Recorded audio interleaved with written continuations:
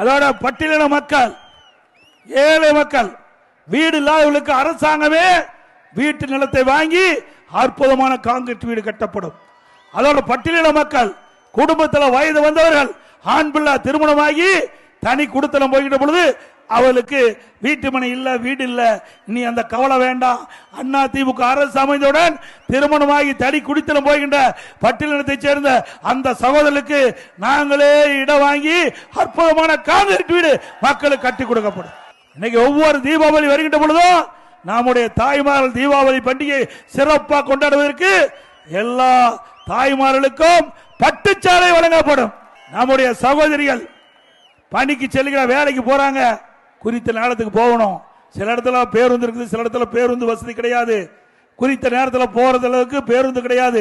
அப்படிப்பட்ட காலகட்டத்தில் குறித்த நேரத்தில் அங்க பணிக்கு போக, பணி முடிஞ்சு வீடு திரும்ப அம்மா இருசக்கர வாகனம் 5 லட்சம் பேருக்கு கொடுக்கப்படும். 5 லட்சம் பேருக்கு கொடுக்கப்படும். அந்த அம்மா இருசக்கர வாகனம் வாங்கிட்ட நம்முடைய சகோதரிகளுக்கு 25,000 மானியம் கொடுக்கப்படும்.